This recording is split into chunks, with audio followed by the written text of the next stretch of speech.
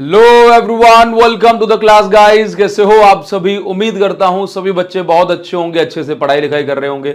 बच्चों, आज की क्लास में हम वेक्टर्स को समझने वाले हैं और मुझे पता है कि बहुत सारे बच्चों को वेक्टर समझ में नहीं आते। तो बस इतना कहूंगा, आप इस वीडियो के अंदर आ गए हो और आप इस वीडियो को टाइम दो, इस वीडियो को पूरा देखो। विश्वास मानिए कि जब आप यहां से जाओगे तो वेक्टर आपकी दिमाग में, आपके बुद्धि में बढ़िया से फिट हो चुके होंगे और उसके बाद वेक्टर को आप कभी नहीं भूलोगे।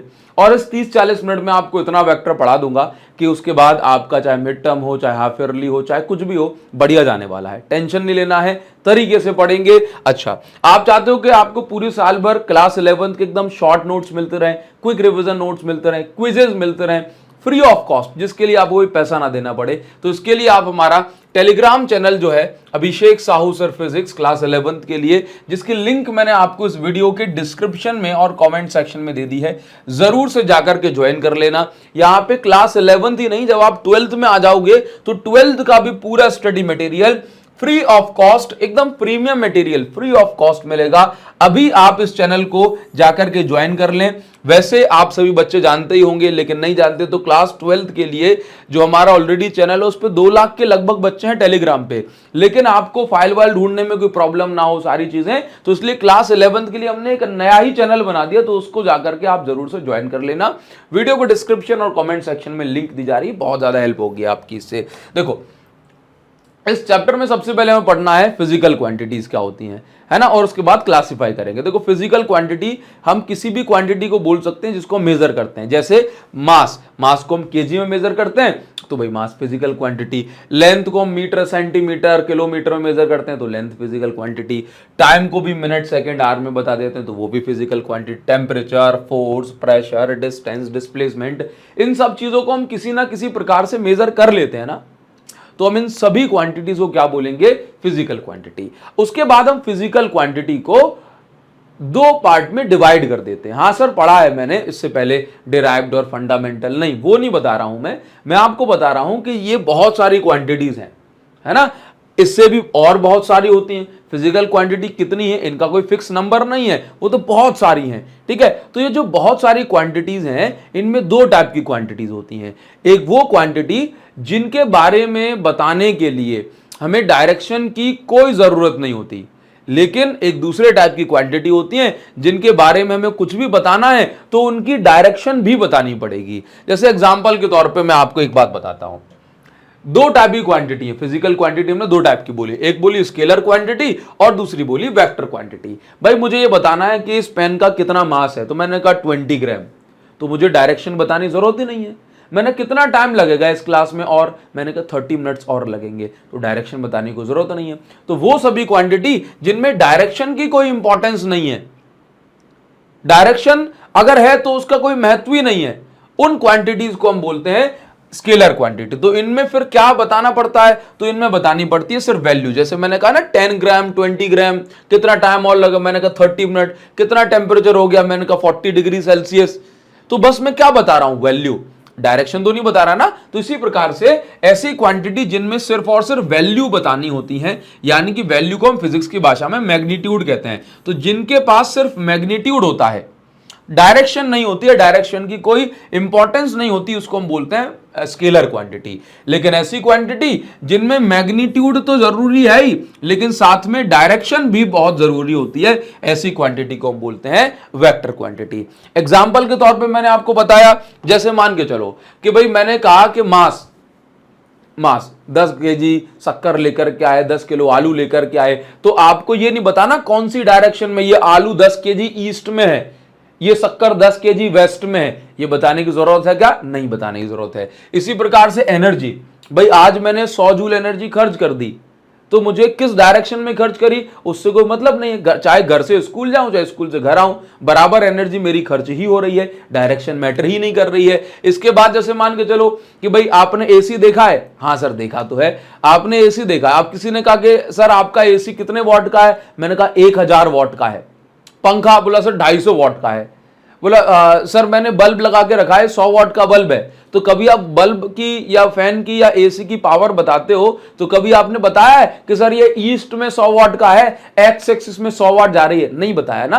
तो वो सभी क्वांटिटी जिनमें जो है डायरेक्शन की है ना जरूरत नहीं होती है, वो सभी क्वांटिटी स्केलर क्वांटिटी होती हैं। ठीक है, जैसे मान के चलो कि भाई ये मेरे पास, अब वेक्टर का एग्जांपल दे रहा हूं, ये मेरे पास एक बॉक्स है। ठीक, अब इस बॉक्स पे 10-10 न्यूटन के जो है 2 लोग फोर्स लगा रहे हैं, तो बॉक्स ऑब्वियस सी बात है ये आगे ही जाएगा। ठीक, लेकिन मान के चलो 10-10 न्यूटन के 2 फोर्स इस बार फिर से लगाए गए, लेकिन इस बार ऑपोजिट डायरेक्शन में लगाए गए। पहले सेम डायरेक्शन में लगा रहे दोनों, लेकिन इस बार दोनों ऑपोजिट डायरेक्शन में लगा रहे हैं। तो अब बताओ क्या बॉक्स आगे बढ़ेगा? आंसर है नहीं बढ़ेगा। इस बार ये दोनों मिल गए थे तो दोनों ने 10 और 10 मिलकर 20 न्यूटन फोर्स बनाया और डिब्बा आगे खिसका दिया। लेकिन इस बार ये दोनों ऑपोजिट डायरेक्शन में, ये बॉक्स आगे खिसकेगा कैसे? नहीं खिसकेगा, क्योंकि ये दोनों 10 न्यूटन ने एक दूसरे को क्या कर दिया? कैंसिल कर दिया। तो रिजल्ट कितना निकला? 0 न्यूटन का। इसका मतलब है कि इन दोनों, देखो फोर्सेस तो दोनों 10-10 थे, लेकिन यहां पे सेम डायरेक्शन में तो रिजल्ट कुछ और आया, यहां पे ऑपोजिट डायरेक्शन में तो रिजल्ट कुछ और आया। अगर हम किसी एंगल पे लगा देते तो रिजल्ट कुछ और आता, है ना। तो इसका मतलब ये हो गया कि फोर्सेस में डायरेक्शन मैटर कर रही है। वैल्यूज तो सेम है, लेकिन देखो दोनों तीनों केसेस में रिजल्ट कैसा आएगा? अलग अलग आएगा। इसी प्रकार से आप ये समझिए, जैसे मान के चलो टॉर्क होता है रोटेशनल फोर्स, घुमाने वाला फोर्स। कौन सा? घुमाने वाला फोर्स। ठीक है, तो मान के चलो अगर एक पेचकस है, स्क्रू ड्राइवर, अगर मैं उसको इस साइड घुमा रहा हूं तो मैं देखूंगा पेच अंदर घुसेगा, स्क्रू अंदर घुसेगा, कस जाएगा। लेकिन वहीं अगर इस साइड घुमाऊंगा तो बाहर निकल आएगा। तो इसका मतलब है रोटेशनल फोर्स टॉर्क में डायरेक्शन मैटर कर रही है ना, है ना। अगर इस साइड फोर्स लगा रहा हूं तो कुछ और वैल्यू आ रही, तो कुछ और रिजल्ट आ रहा है, और ऐसे लगा रहा हूं तो कुछ और रिजल्ट आ रहा है। तो कुछ क्वांटिटी ऐसी होती है जिनमें डायरेक्शन मैटर करती है और कुछ क्वांटिटी में डायरेक्शन मैटर नहीं करती। तो जिनमें डायरेक्शन की जरूरत है वो वेक्टर क्वांटिटी, और जिनमें डायरेक्शन की जरूरत नहीं है वो स्केलर क्वांटिटी। ठीक, जैसे मान के चलो सिर्फ आपने इतना बताया कि मैं 80 किलोमीटर पर सेकेंड 80 किलोमीटर पर आवर से गाड़ी भगा रहा हूं, तो 80 किलोमीटर पर आवर वो स्पीड हो गई। लेकिन अगर मैंने कहा 80 किलोमीटर पर आवर से सर एक्स एक्सिस में जा रहा हूं या ईस्ट में जा रहा हूं, डायरेक्शन भी बता दी, तो मैं उसको स्पीड नहीं वेलोसिटी नाम दूंगा। क्लियर है? तो ध्यान रखेंगे कि जिनके पास डायरेक्शन की कोई इंपॉर्टेंस नहीं वो स्केलर, जिनके पास डायरेक्शन की इंपॉर्टेंस है वो वेक्टर, है ना। एक आप अलग टाइप की क्वांटिटी और सुन लेते हैं, टेंसर क्वांटिटी। वो स्केलर के अंदर ही हम उसको समझते हैं। देखो जैसे करंट है, अब 5 एम्पियर करंट यहां से आया, 5 एम्पियर करंट यहां से आया। एक ऐसे जो है एक तार है, यहां पे बिल्कुल प्रॉपर तरह से छिला हुआ तार है। अब यहां पे हम उस तार को टच करेंगे तो बताओ करंट आएगा कि नहीं आएगा? हाँ सर करंट तो आएगा। क्यों? क्योंकि सर 5 एम्पियर यहां से करंट आता है, अपन डेली लाइफ में देखें तो इसका मतलब दोनों करंट ऑपोजिट डायरेक्शन में आ रहे हैं। लेकिन यहां पे करंट 0 नहीं हुआ, कितना हुआ? 10 एम्पियर। तो बताओ यहां पे करंट की जो डायरेक्शन है क्या उसकी इंपॉर्टेंस हुई क्या? नहीं, इसकी कोई महत्व ही नहीं है। तो करंट को भी हम किस में कंसीडर कर लेते हैं? फिर स्केलर क्वांटिटी में। डायरेक्शन होते हुए भी उसकी डायरेक्शन की कोई इंपॉर्टेंस नहीं है, इसलिए उसको स्केलर क्वांटिटी में हम कंसीडर करते हैं। उम्मीद करता हूं समझ में आया होगा। चलो आगे बढ़ेंगे। किसी भी वेक्टर क्वांटिटी को हम किस तरीके से रिप्रेजेंट करते हैं वो समझ लो। जैसे मान के चलो मुझे पता है कि फोर्स वेक्टर है, वेलोसिटी वेक्टर है ना। तो इनको हम लिखेंगे कैसे? तो हम देखो कोई भी वेक्टर क्वांटिटी है तो उसको लिखने का तरीका यह है कि अल्फाबेट लिखो, फोर्स को एफ से बताते हैं, उसके ऊपर एरो लगा दो, तो ये वेक्टर को लिखने का तरीका हो गया। बुक्स में आपको एरो लगा हुआ कई बार नहीं मिलेगा, बस ये एफ को डार्क करके दिखा देंगे। ठीक, जैसे वेलोसिटी वेक्टर है तो उसके ऊपर आपने एरो लगा दिया। बुक्स में आपको क्या मिल जाएगा? ऐसे डार्क बना हुआ मिल जाएगा। ठीक है, चलो अब देखो तो वेक्टर को हम कैसे रिप्रेजेंट करते हैं भाई? एरो से। एरो का जो पीछे वाला पॉइंट है उसको हम टेल बोलते हैं, आगे वाला पॉइंट है उसको हम हेड बोलते हैं। अब मान के चलो कोई चीज हमने सिर्फ एरो से रिप्रेजेंट करी तो जितना बड़ा एरो का साइज होगा वो उसकी वैल्यू को बताएगा। जैसे मान के चलो कि एक एरो हमने ऐसे बताया, बोला एक ये वेक्टर और एक ये वेक्टर है, तो दोनों वेक्टर में से ज्यादा वैल्यू किसकी? जिस एरो का साइज बड़ा होगा वो ज्यादा, तो मतलब एरो का साइज मैग्नीट्यूड को बताता है। तो ऐसा, इसका मतलब ये नहीं कि एक के ऊपर बड़ा एरो लगा दिया, नहीं, इनके ऊपर अल्फाबेट के ऊपर तो सेम साइज का लगेगा, लेकिन अगर बड़ा और छोटा एरो कहीं लगा हुआ है तो समझ लेना कि बड़ी और छोटी वैल्यू को वो रिप्रेजेंट कर रहा है। क्लियर है? अच्छा, इसके बाद हम ध्यान देंगे कि वेक्टर कितने टाइप के होते हैं। तो वेक्टर वैसे तो बहुत सारे टाइप के होते हैं, लेकिन कुछ इंपॉर्टेंट टाइप मैं आपको यहां पर बता रहा हूं। देखो, पहले सबसे पहले होते हैं इक्वल वेक्टर। इक्वल वेक्टर जैसे मान के चलो दो गाड़ी हैं, अब दोनों गाड़ी यहां पे आगे बढ़ रही है 10 मीटर पर सेकेंड की स्पीड से। अब दोनों की डायरेक्शन भी सेम है और मैग्नीट्यूड भी सेम है, तो ऐसे वेक्टर को हम बोलते हैं इक्वल वेक्टर। मैग्नीट्यूड मतलब उसकी वैल्यू। तो इक्वल वेक्टर किसे बोलते हैं? Those vector which have same magnitude and same direction, equal vector. उसके बाद होते हैं नेगेटिव वेक्टर। नेगेटिव वेक्टर किसे कहते हैं? बोला वैल्यूज तो सेम है, मैग्नीट्यूड तो सेम है, लेकिन डायरेक्शन जस्ट ऑपोजिट है, उसको हम क्या बोलेंगे? Negative vector. तीसरा होता है नल वेक्टर। नल मतलब बोला आपका बच्चा पढ़ाई में नल है। नल मतलब ये नहीं कि पढ़ते ही पानी आ जाता है ना, बोला पढ़ते पेशाब छूट जाती है इसकी। हाँ, तो इसका मतलब हो गया कि आपका बच्चा जो है पढ़ाई में नल है, इसका मतलब ये हुआ कि वो वीक है ना। तो वैसे कहते हैं नील, लेकिन समझ लो कई बार लोग कह भी देते हैं, बोला हमारा तो बच्चा एकदम नल है, नल्ला है, कोई काम धाम नहीं करता, मतलब जीरो। ठीक, तो इसका मतलब ये हो गया कि नल वेक्टर। नल वेक्टर क्या है? ऐसा वेक्टर जिसका मैग्नीट्यूड क्या है, यानी वैल्यू क्या है? जीरो। अब भाई वैल्यू जीरो है, मैं कहूं कि मैं 0 न्यूटन का फोर्स लगा रहा हूं, अब कोई भी डायरेक्शन बता दूं, उससे कोई फर्क पड़ता है क्या? नहीं। तो जो नल वेक्टर होता है उसका मैग्नीट्यूड तो जीरो है, लेकिन डायरेक्शन, अब वेक्टर तो डायरेक्शन बतानी पड़ेगी, तो बोला 0 न्यूटन का फोर्स लगा रहा हूं तो कहीं भी कहां लगा दूं, जहां मर्जी वहां लगा दूं, उससे कोई इफेक्ट होगा क्या? तो नल वेक्टर का मैग्नीट्यूड तो जीरो होता है, लेकिन इसकी डायरेक्शन आर्बिट्रेरी मतलब जो आपका मन करे वो डायरेक्शन आप ले लो। तो सर जीरो को के ऊपर वेक्टर लगाने की क्या जरूरत क्या है? तो आंसर है कोई जरूरत नहीं है, कभी नहीं लगाते। लेकिन ये बताने के लिए बाय चांस कि ये जो जीरो है ना, दो वेक्टर के प्लस या माइनस से आई है, इसलिए हम इसको जीरो के ऊपर वेक्टर लगा के जो है दिखाने का एक तरीका बना दिया बस। अगला जो टाइप है ये है कोप्लेनर वेक्टर। कोप्लेनर वेक्टर हम किसे कहते हैं? ऐसे वेक्टर जो एक ही प्लेन में हो उसको हम बोलते हैं कोप्लेनर। जैसे कि प्लेन किसे बोलते हैं? प्लेन का सीधा सीधा अर्थ होता है एक सरफेस। ठीक है, जैसे मान के चलो कि भाई एक्स वाई और जेड ये तीन एक्सिस से मिलकर के बनती है एक सरफेस, ऐसे समझ लो। अगर आपको ये दिखाई पड़े तो ये मेरे पास 3 पेन है, एक्स वाई और जेड। तो देखो ये समझना, ये देखो ये वाई एक्सिस, ये एक्स एक्सिस। तो अगर इन दोनों के बीच में एक सरफेस फंसा दूं ऐसे ऐसे, तो ये क्या कहलाएगा? X y plane. ठीक है, ये वाई एक्सिस, ये जेड एक्सिस, तो ये कहलाएगा वाई जेड प्लेन। ठीक है, ये एक्स एक्सिस, ये जेड एक्सिस, इन दोनों बीच में सरफेस लगा दी, क्या कहलाएगी?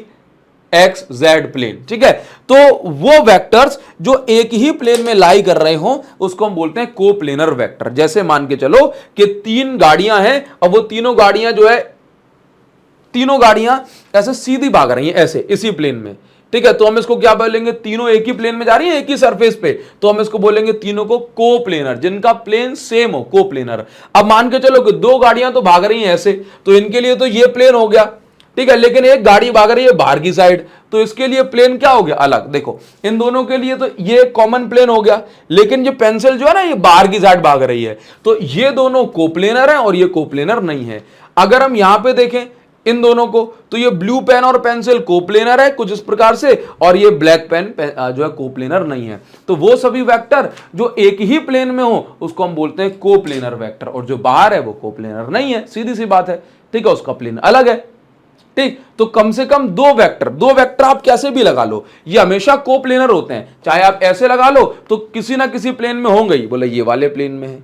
ठीक है, आप ऐसे रख दो तब भी ये वाले प्लेन में है, ये वाले प्लेन में है, ऐसे लगा दो कैसे भी, तो आप हमेशा ये पाएंगे कि दो वेक्टर हमेशा कोप्लेनर जरूर होंगे। ठीक है, इसके बाद कोइनिशियल वेक्टर एक बार और समझाता हूं। जैसे मान के चलो कि हम दोनों भाई मिलकर के इस डायरेक्शन में, यानी कि ऐसे इस प्लेन में जो है मैं पढ़ा रहा हूं, और एक और व्यक्ति को यहां पढ़ाए, तो हम दोनों को बोलेंगे तुम दोनों ना कोप्लेनर हो, क्योंकि हम दोनों एक ही सरफेस पे काम कर रहे हैं। ठीक है, अब जैसे मान के चलो कोई व्यक्ति जो है आए और छत पे ऐसे पढ़ाने लगे, तो उसकी सरफेस अलग हो गई ना, तो वो कोप्लेनर नहीं है।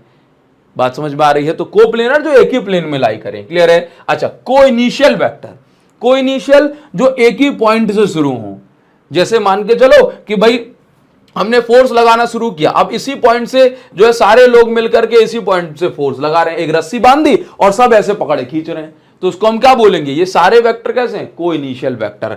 ठीक है, अगला क्या है भाई, को टर्मिनस वेक्टर। अब एक पिलर है या एक बॉल है, सब मिलकर ऐसे धक्का लगा रहे हैं उसी पे, ऐसे ऐसे ऐसे, तो क्या है, को इनिशियल। वो वेक्टर जो एक ही पॉइंट से शुरू हो, वो सभी वेक्टर जो एक ही पॉइंट से शुरू हो, कॉमन पॉइंट से शुरू हो, उसको हम बोलते हैं को इनिशियल वेक्टर।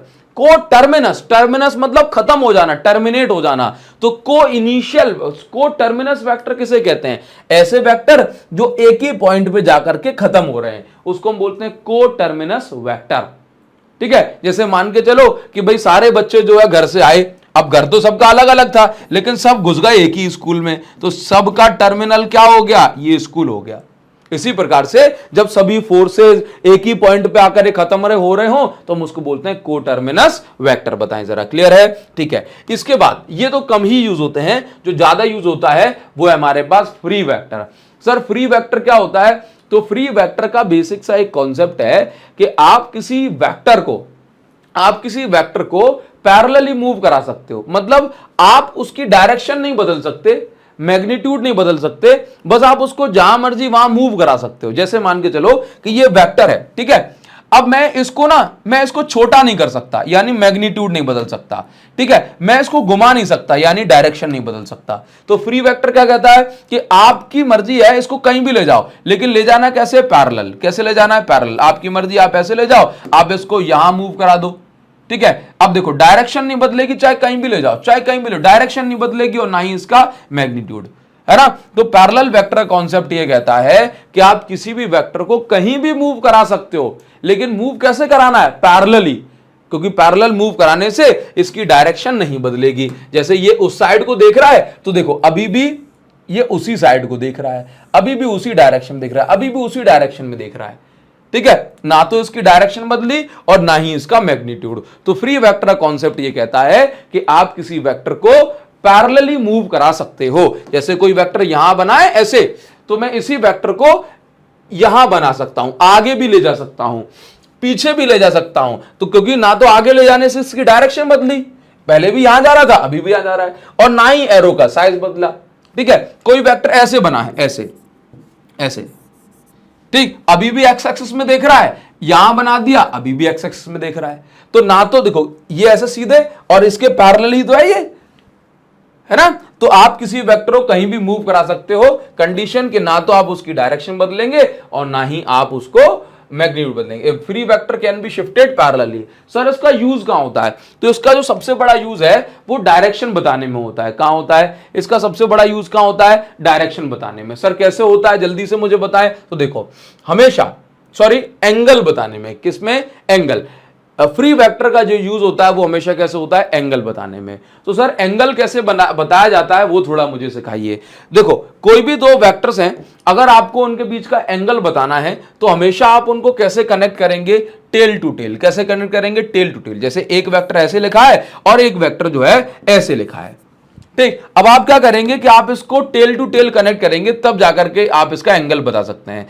तो आपने क्या किया कि ऐसे इसको नीचे ले आए, आपने टेल टू टेल कनेक्ट कर दिया, अब आप इन दोनों बीच का एंगल निकाल सकते हैं, ठीक है। तो देखो हमेशा एंगल बताने के लिए दो स्टेप फॉलो करने हैं। Always join vectors from tail to tail. हमेशा कैसे जोड़ो? टेल टू टेल जोड़ो। और उसके बाद हमेशा कैसा एंगल बताओ? शॉर्टर एंगल, छोटा एंगल।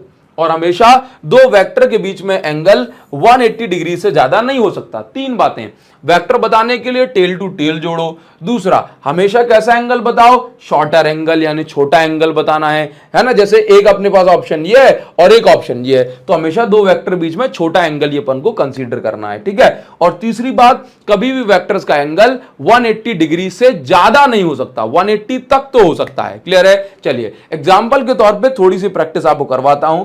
आप टेलीग्राम से प्रॉपर नोट्स डाउनलोड कर लेना, ठीक है। जैसे मान के चलो कि ये दो वेक्टर हैं, अब जैसे आपको दिख रहा है कि ये दो वेक्टर हैं, ये कैसे कनेक्टेड है? आपसे कहा है कि find angle between A and B. आपको ए और बी के बीच का एंगल बताना है, या आपसे ये पूछेगा तब तो आप एक बार को सतर्क हो जाओगे कि हाँ एंगल पूछ रहा है तो इसका मतलब 120 नहीं होगा। आपको किसी क्वेश्चन में इस एंगल की जरूरत है, तो आपने क्या किया? देखा 120 डिग्री बन रहा है, थीटा की वैल्यू 120 लेकर के सॉल्व कर दिया, तब गड़बड़ हो जाएगी। ठीक है, तो क्या करेंगे, तो हमने देखा कि ये वेक्टर का मैं एंगल बताने के लिए हमेशा कैसे कनेक्ट करना है सर, टेल टू टेल। लेकिन यहां तो कुछ और ही सीन है, यहां हेड है और यहां इसकी टेल है, इसका मतलब ये गलत कनेक्टेड है। तो पहले इसको सही कनेक्टेड करो। तो सही कैसे कनेक्ट कर सकते हैं, तो देखो किसी भी वेक्टर को हम आगे पीछे ले जा सकते हैं, ऊपर नीचे ले जा सकते हैं, बस डायरेक्शन नहीं बदलेंगे। तो हमने क्या किया कि हमने ये जो ए वेक्टर देखा है इसी को बस आगे खिसका दिया ऐसे, तो ये क्या हो गया, ये हो गया ए वेक्टर। अब चेक करो जरा, ये देखो पूरी लाइन कितने डिग्री की होती है, 180 डिग्री की। ठीक है, अब देखो, अब ये टेल टू टेल कनेक्ट हो गए, इसका टेल और इसकी टेल, इसको तो भूल ही जाओ।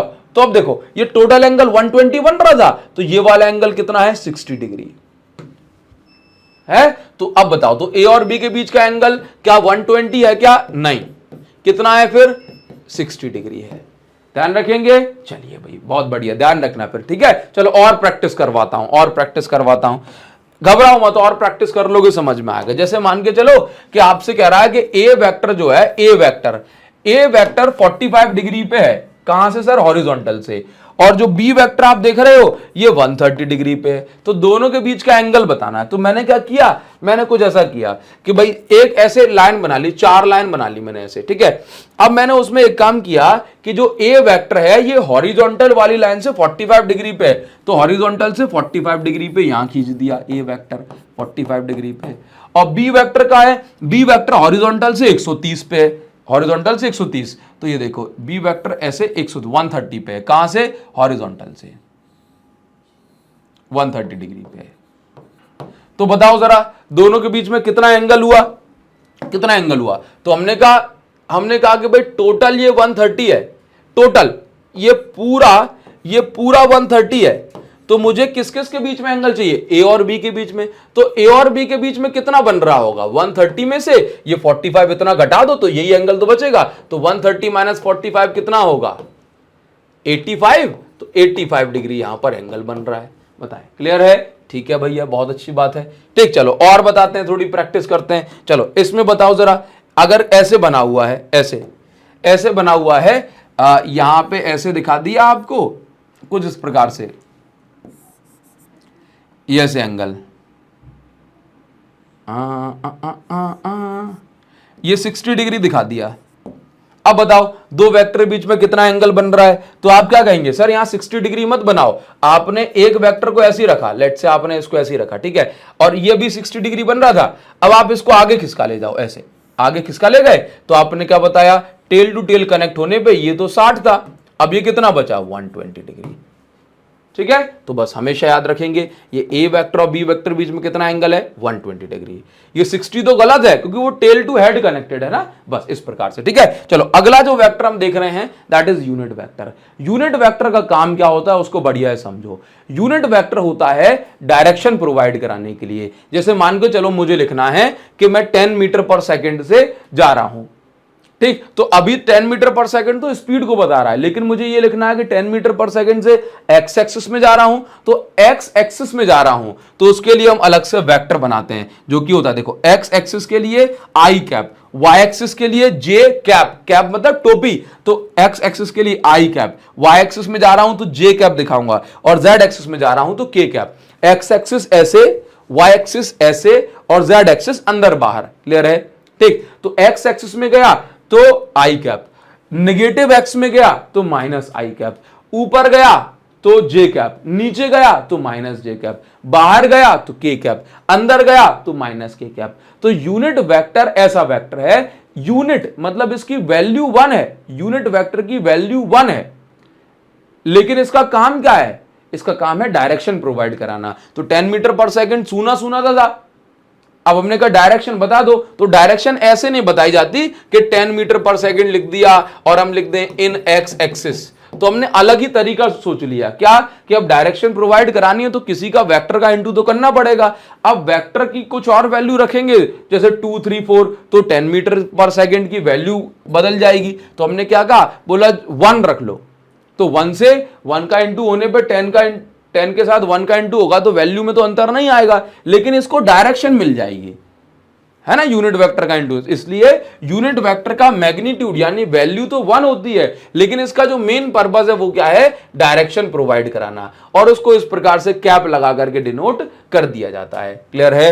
तो अगर आपसे पूछें कि ये बताओ यूनिट वेक्टर का फॉर्मूला क्या होता है, तो इसका फॉर्मूला होता है ऊपर वेक्टर और नीचे उसी वेक्टर का मैग्नीट्यूड। ऊपर वेक्टर और नीचे उसका ही मैग्नीट्यूड। मैग्नीट्यूड मतलब वेक्टर की वैल्यू से कहा जाता है, वैल्यू से। जैसे जैसे मान के चलो मैंने कहा ये लिखा है ए वेक्टर और ये ए वेक्टर का मैग्नीट्यूड। देखो कैसे लिखा, ए वेक्टर का मैग्नीट्यूड, ठीक है। और अगर सिंपल ए लिख दिया ना तब भी ये ए वेक्टर का मैग्नीट्यूड बता रहा है। क्लियर है? तो ए वेक्टर का मैग्नीट्यूड, देखो इसका फॉर्मूला क्या है, एक ए कैप का, ऊपर वेक्टर नीचे उसका मैग्नीट्यूड। क्लियर है? तो देखो ऊपर क्या है, वेक्टर, नीचे उसका मैग्नीट्यूड। तो मैग्नीट्यूड निकालने का तरीका क्या है, क्वेश्चन करवाऊंगा। मैग्नीट्यूड निकालने का तरीका यह है कि कोई भी इक्वेशन होगी उसमें एक्स वाई जेड लिखा होगा, तो सबका स्क्वायर कर दो स्क्वायर रूट के अंदर। अगर किसी की वैल्यू -3 है तो -3 इसके अंदर लिखेंगे, -4 है तो -4 ब्रैकेट के अंदर लिखेंगे। एक क्वेश्चन करेंगे, सब समझ में आ जाएगा। देखो जरा, तो यूनिट वेक्टर का क्वेश्चन आपको किस प्रकार से मिलेगा, जैसे मान के चलो ये क्वेश्चन मिल गया, a vector is equal to 2i cap plus 4j cap plus 6k cap, find unit vector along a vector, यानी कि ए वेक्टर की डायरेक्शन में यूनिट वेक्टर आपको निकालना है। तो फॉर्मूला क्या है, a cap is equal to ऊपर वेक्टर नीचे उसका मैग्नीट्यूड। तो ए वेक्टर की ऊपर वेक्टर, तो ऊपर आएगी ए वेक्टर की वैल्यू, सिर्फ ए वेक्टर की पूरी इक्वेशन आ गई, नीचे उसका मैग्नीट्यूड यानी इसी इक्वेशन का नीचे मैग्नीट्यूड। तो फॉर्मूला क्या बताया था, देखो ये सबका स्क्वायर कर देना स्क्वायर रूट के अंदर। तो ध्यान से देखना, यहां पे देखो आई के पहले क्या लिखा है 2, तो बोला 2 का स्क्वायर। यहां पे क्या लिखा है 4, तो 4 का स्क्वायर। यहां क्या लिखा है 6, तो 6 का स्क्वायर। किसके अंदर, स्क्वायर रूट के अंदर। तो देखो ऊपर ये इसकी वैल्यू √56 आई, हमने आई कैप अलग कर दिया, जे कैप अलग कर दिया और के कैप अलग कर दिया। तो ये यूनिट वेक्टर निकल के आ गया ए वेक्टर के अलोंग। क्लियर है? चलो आगे बढ़ेंगे जरा। नेक्स्ट देखो, अब जैसे नेक्स्ट क्वेश्चन और कैसे पूछा जा सकता है, इसमें आपसे ऐसे पूछेंगे, जैसे ए वेक्टर की वैल्यू दे दी और बी वेक्टर की वैल्यू दे दी, आपसे कहेगा कि find unit vector along a vector plus B vector. तो फॉर्मूला क्या, ऊपर वेक्टर नीचे इसी का मैग्नीट्यूड। ऊपर जिसके अलोंग निकालना है ना, find unit vector along a vector plus B vector, तो ऊपर वेक्टर नीचे उसी का मैग्नीट्यूड, बस। तो ऊपर वेक्टर, कौन सा वेक्टर, ए वेक्टर प्लस बी वेक्टर, क्योंकि ए वेक्टर प्लस बी वेक्टर के अलोंग निकालना है ना। तो देखो आपको क्वेश्चन में दिया था ए वेक्टर और दिया था बी वेक्टर, तो ऐड कैसे करेंगे, देखो ऐड कैसे करेंगे। तो ऐड करने का तरीका, आई को आई के साथ जोड़ो, जे को जे के साथ जोड़ो, के को के साथ जोड़ो, बस सीधी सी बात है। तो आप यहां पर पाएंगे, देखो आई को आई के साथ, तो 2 + 2 4, 3 माइनस का 2, 3 में 2 गए तो 1 बचा, तो 1 को लिखा नहीं, बोलो 1 जे कैप, ठीक है। माइनस के 4 और प्लस के 3, तो माइनस का के। तो आपने ये पाया कि a vector plus B vector की इक्वेशन ये आई। तो ऊपर ए वेक्टर प्लस बी वेक्टर की इक्वेशन और नीचे इसका ही मैग्नीट्यूड। तो देखो ऊपर इक्वेशन लिखी और नीचे इसका ही मैग्नीट्यूड। देखो 4i कैप तो 4 का स्क्वायर, प्लस 1 जे कैप तो 1 का स्क्वायर, माइनस 1 के कैप, तो देखो माइनस मैंने यहां नहीं लगाया, अंदर -1 के कैप। मैग्नीट्यूड में सब प्लस होता है, ठीक है। बस ये निकल के आ गया, हमने आई और जे और के अलग अलग लिख दिया। बताएं जरा, इस प्रकार से निकाल पाओगे? तो जैसे कुछ भी कह दे, आपसे क्या है कि यूनिट वेक्टर निकालो बी वेक्टर के अक्रॉस, तो ऊपर लिखेंगे बी वेक्टर वाली इक्वेशन और नीचे लिखेंगे इसका ही मैग्नीट्यूड। अच्छा, ये आपका होमवर्क है, ये आपको मुझे बताना है। जल्दी से कमेंट सेक्शन में आपका ये होमवर्क है। अगर आप इसका होमवर्क बताएंगे, इसका आंसर कमेंट सेक्शन, चाहे एक बच्चा रिप्लाई दे चाहे सारे बच्चे रिप्लाई दें, इसका यूनिट वेक्टर जो है आप मुझे निकाल के बताना, ठीक है। ट्राई कर लेना, इसका मैग्नीट्यूड अकेला चलो निकाल के बता देना मुझे कमेंट सेक्शन में, ठीक है। चलिए आगे बढ़ेंगे। अब देखो, ये तो मैंने आपको बताया आई से आई को ऐड करना है, जे से जे को ऐड करना है, लेकिन मैं आपको वेक्टर एडिशन का एक प्रॉपर रूल बताता हूं कि वेक्टर को किस प्रकार से ऐड किया जाता है, ठीक है। तो आप ये समझे, सर इसकी जरूरत कहां है मुझे, तो मैं आपको अभी सारी चीजें समझाऊंगा। देखो बेसिकली जो वेक्टर के जो एडिशन है वो 3 प्रकार से ऐड किया जाता है वेक्टर को। कैसे, वेक्टर एडिशन के 3 लॉ हैं। एक है triangle law of vector addition, दूसरा है parallelogram law of vector addition, तीसरा है polygon law of vector addition. Triangle law of vector addition में क्या होता है कि आप 2 वेक्टर को ऐड करते हो हेड टू टेल, मतलब 2 वेक्टर को जोड़ना कैसे है, हेड टू टेल, एक वेक्टर का हेड और दूसरे वेक्टर की tail, head to tail connect होते हैं। पैरेललोग्राम में कैसे कनेक्ट होते हैं? पैरेललोग्राम में टेल टू टेल कनेक्ट होंगे। कैसे कनेक्ट होंगे? टेल टू टेल कनेक्ट होंगे, ठीक है। और पॉलीगॉन लॉ में कैसे कनेक्ट होंगे? हेड टू टेल कनेक्ट होंगे। हेड की स्पेलिंग क्या है? HEAD, head to tail connect होंगे, ठीक है। अच्छा बताओ जरा, समझ में आया? ठीक है। अब मैं आपसे ये कहता हूं कि ये हेड टू टेल कनेक्ट होंगे, ठीक है। ट्राइंगल लॉ कितने वेक्टर के लिए यूजफुल होगा? तो सर ट्राइंगल लॉ 2 वेक्टर के लिए काम आता है, 2 वेक्टर के लिए, ठीक है। पैरेललोग्राम लॉ कितने वेक्टर के लिए? ये भी 2 वेक्टर के लिए काम आता है, ठीक है। और पॉलीगॉन लॉ ये 2 से ज्यादा वेक्टर है ना, मोर देन 2 वेक्टर के लिए, 2 से ज्यादा वेक्टर के लिए ये पॉलीगॉन लॉ यूज में आता है, ठीक है। कभी भी अपन ट्राइंगल लॉ से वेक्टर को रिप्रेजेंट करना चाहते हैं तो कैसे करेंगे, जरा इस पे ध्यान देंगे। जैसे सबसे पहली चीज आप ये समझ लें, सबसे पहली चीज आप ये समझ लें, ठीक है। देखिए जरा, ओहो ओहो हो, देखो जैसे मान के चलो कि मेरे पास ये 2 वेक्टर थे ए और बी। अगर मैं ए और बी को ट्राइंगल लॉ से सॉल्व करना चाहता हूं तो मैं ये देखूंगा, ये ए वेक्टर और ये बी वेक्टर, इन दोनों को कनेक्ट कैसे किया? कुछ इस प्रकार से, ए का हेड और बी की टेल। अब इनका जो रिजल्ट यानी कि आंसर आएगा वो कैसे दिखाऊंगा? तो वो मैं ऑपोजिट डायरेक्शन में दिखाऊंगा। देखो ये ऐसे ऐसे कनेक्ट हो रहे थे, इनका जो आंसर है यानी कि जो रिजल्ट है वो मैं ऐसे दिखाऊंगा, है ना। तो ये हो गया मेरे पास रिजल्टेंट, कुछ इस प्रकार से। तो जिन वेक्टर को ऐड करना है वो सेम डायरेक्शन, जिनको जो आंसर होगा वो अपोजिट डायरेक्शन में। जैसे एग्जांपल के तौर पे आप ये देखो, अब मैं आपसे कहता हूं कि सर ये ऐसा नियम क्यों? भाई देखो 2 + 2 जिनको ऐड करना है वो एक साइड, जो आंसर आया वो दूसरी साइड, ऐसे तो लिखा जाता है। जैसे मान के चलो, तो ये क्या है? एक प्रकार का मेथड ही तो है चीजों को रिप्रेजेंट करने का।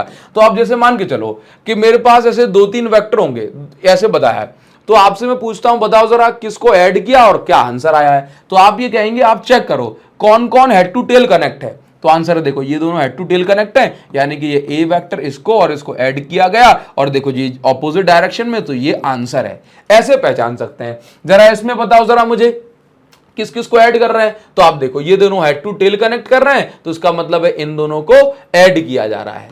और देखो ये ऑपोजिट, देखो ये ऐसे जा रहे हैं, ये उल्टा भाग रहा है, तो ये रिजल्ट है। तो ये दिखाने का तरीका है। अब इसमें बताओ जरा मुझे कौन जो है कौन, ये आपका होमवर्क है, इसका जरूर से आंसर मुझे चाहिए। इसका आंसर अगर बताओगे बिना चीटिंग करके, ईमानदारी से, कसम चढ़ा दूंगा, ध्यान रखना, कसम चढ़ा दूंगा अगर ईमानदारी से नहीं बताया तो, ठीक है। फिर समझ लेना खेल हो गया, समझ लो, है ना, भस्म हो जाएगा पेपर एकदम।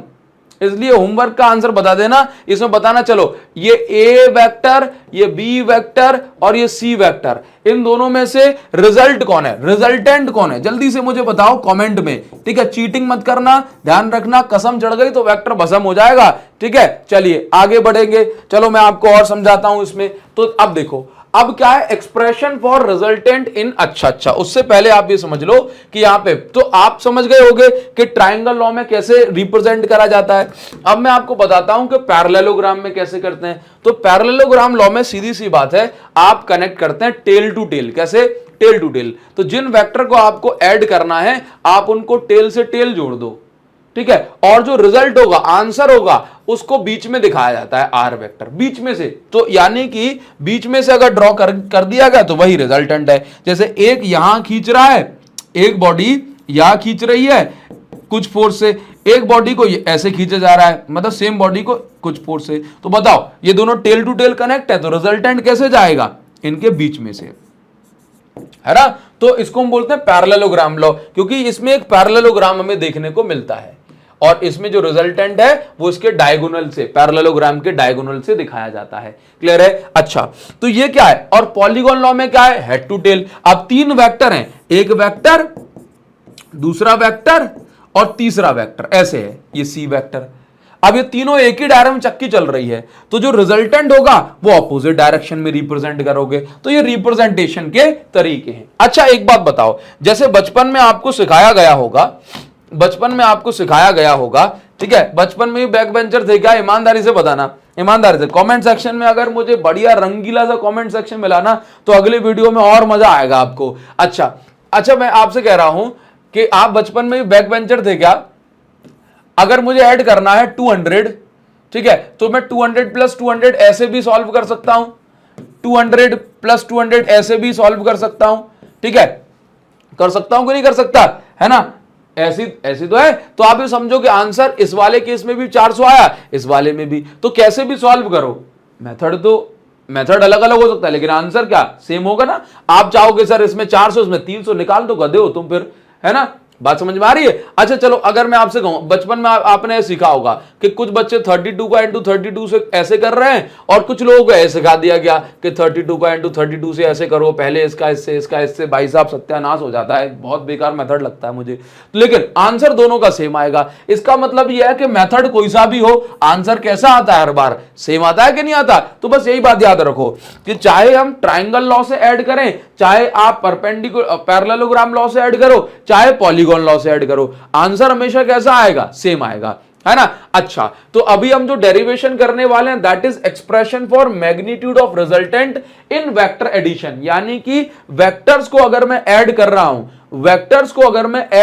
हूं, तो उसका रिजल्टेंट किस प्रकार से निकाला जाता है। अरे सर मैं नहीं समझा, मुझे थोड़ा सा बढ़िया तरीके से समझाओ। देखो, अगर मैं आपसे ये कहता हूं कि मेरे पास ना दो वेक्टर हैं, ये ऐसे मान के चलो, ये मेरे पास एक पत्थर है,